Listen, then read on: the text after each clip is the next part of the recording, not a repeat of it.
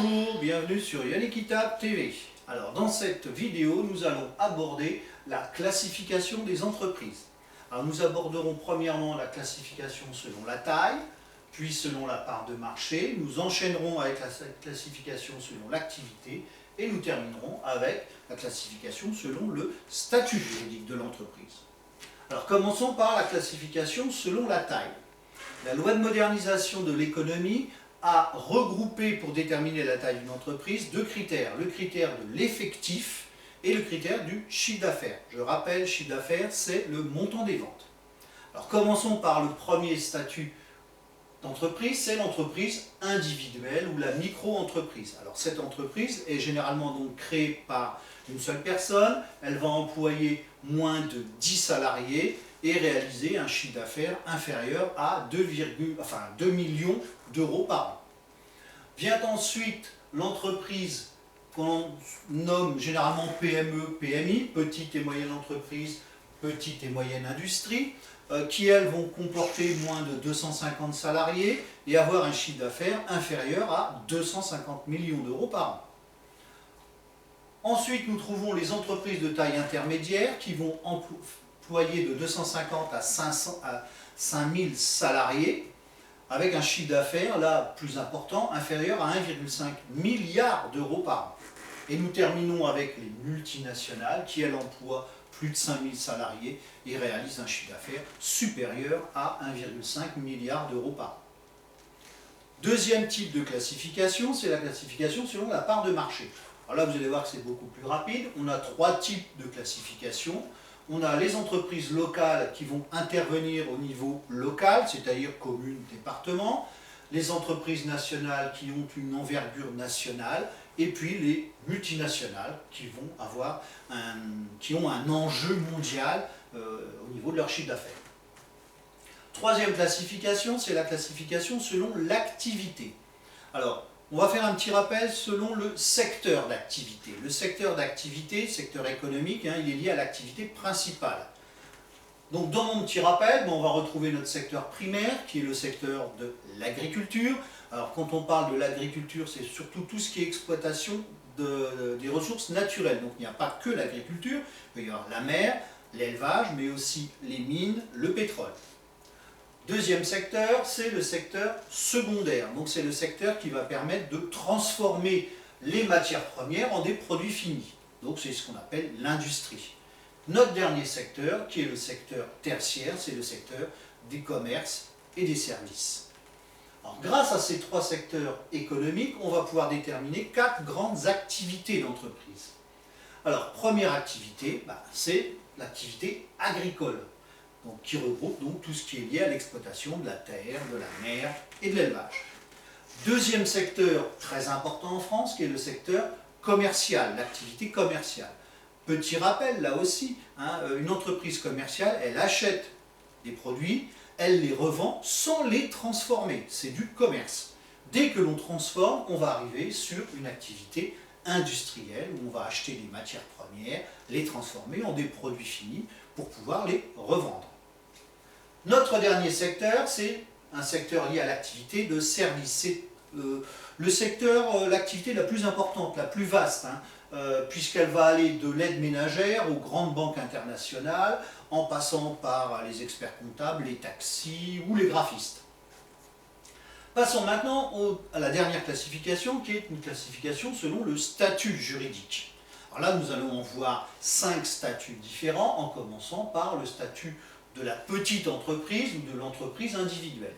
Ça veut dire que là, l'entreprise a été créée par une seule personne, que cette personne n'a pas l'obligation d'apporter un capital, il n'y a pas de capital minimum, puisque c'est l'ensemble de ses biens qui va faire partie de son entreprise, à l'exception de sa résidence principale. Alors ça peut entraîner un grand risque en cas de faillite de l'entreprise, parce que l'entrepreneur est responsable de ses dettes sur l'ensemble de son patrimoine. Je visualise cet exemple. Ici, j'ai pris un coiffeur d'entreprise individuelle. Donc imaginez que ce coiffeur fasse faillite, il va perdre son entreprise, il va perdre l'argent qu'il avait mis dedans. Bien entendu, s'il y a encore des dettes, on va aller chercher son propre argent, voire vendre ses biens personnels, donc sa voiture, ça peut être sa résidence secondaire. La seule chose qui est laissée à l'entrepreneur, c'est sa résidence principale. Alors, pour se mettre un peu plus à l'abri, il y a un statut toujours d'entreprise individuelle qui est l'entreprise unipersonnelle à responsabilité limitée. Donc, l'organisation est à peu près la même, hein. Il est seul à la créer, il n'y a pas de capital minimum, c'est selon les besoins de l'entreprise. La grande différence, c'est que sa responsabilité est limitée à ce qu'il a apporté.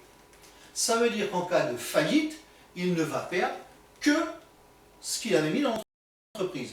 Mais là aussi, il faut faire attention parce que si des erreurs de gestion ont été prouvées, bien entendu, cette responsabilité limitée va disparaître et on pourra aller chercher sur ses biens personnels l'argent pour rembourser les dettes qu'il a faites.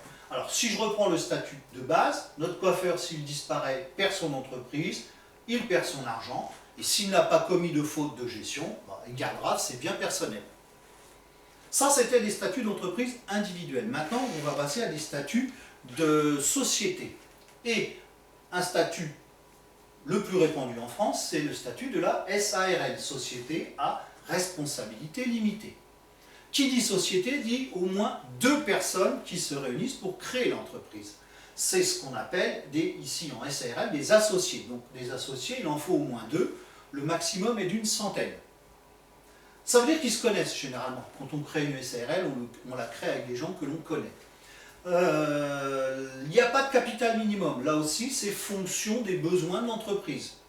Et puis, là, l'élément important, c'est que la responsabilité est limitée aux apports. C'est-à-dire que l'entreprise, les associés ne perdront que ce qu'ils ont mis dans l'entreprise. Là aussi, il faut faire attention, hein, il va y avoir un gérant, et ce gérant, s'il a commis des fautes, s'il est aussi associé, on pourra aller chercher l'argent qui manque sur ses biens personnels. Prenons notre animation, donc si la SARL disparaît, plus de société, l'argent que chaque associé a mis va disparaître, par contre si aucune faute de gestion n'a été commise, ils gardent leur propre argent. Ce qu'il faut aussi savoir, c'est que dans une SARL, il faut au moins se réunir une fois par an en assemblée générale ordinaire pour approuver les comptes de l'entreprise et faire des projets d'avenir. Passons à un statut d'entreprise un peu plus important, qui est donc le statut de la société anonyme. Dans notre diapo, là, nous pouvons voir que qu'est-ce qui tourne autour de la société anonyme? C'est l'argent. On parle alors de société de capitaux, puisque là, c'est l'argent qui est important, ce ne sont pas les personnes. Vous allez vous comprendre très facilement. Pour créer une société anonyme, il faut être au moins 7 actionnaires, mais il n'y a pas de maximum. Donc si je prends un exemple de très grande entreprise, il peut y avoir des dizaines de milliers d'actionnaires. Donc automatiquement, ils ne se connaissent pas. Pour créer une société anonyme, il faut au moins apporter 37 000 € de capital au départ. C'est une des sociétés pour lesquelles il y a au minimum un capital. Et puis, l'autre élément important, c'est comme on est anonyme, automatiquement, on va avoir une responsabilité limitée à ce que l'on a apporté. Si vous investissez 100 € dans une société anonyme qui va disparaître, vous aurez perdu vos 100 €. Donc pour mon animation, ça va être ça, la société va disparaître. L'argent que chaque actionnaire a placé va disparaître aussi, mais rien de plus. Alors, ces sociétés anonymes, généralement, sont dirigées par ce qu'on appelle un conseil d'administration qui va regrouper entre 3 et 18 membres, selon la taille de la société anonyme, bien entendu.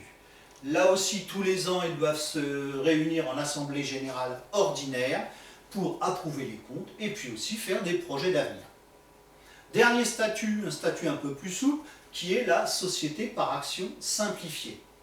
Alors, il peut comporter de 1 à plusieurs actionnaires. Quand il n'y en a qu'un seul, on parlera de SASU, donc Société par action simplifiée unipersonnelle. Le capital, là aussi, est fixé librement selon les besoins de l'entreprise. Et les apports, la responsabilité est limitée aux apports. Là aussi, si les responsables de la gestion ont commis des fautes, la responsabilité sera étendue à leurs biens personnels. Si je reprends mon animation, donc, la société peut disparaître, l'argent que ces 3 actionnaires ont placé, ils vont les perdre, mais ils ne perdront pas leurs biens si aucune faute n'a été commise. Les organes de gestion, 2 possibilités. On peut avoir soit un président unique, imaginez qu'on soit dans une SAS unipersonnelle, il va être tout seul. Quand on est plusieurs, on peut avoir ce qu'on appelle une sorte de direction collégiale qui va ressembler au conseil d'administration des sociétés anonymes. Dernière petite chose, là aussi, ils doivent se réunir une fois par an pour tout simplement approuver les comptes de l'entreprise et faire des projets d'avenir. Voilà, j'en ai terminé avec cette vidéo sur Lyon Équitable TV et vous donne rendez-vous pour une prochaine. N'hésitez pas à partager. Au revoir.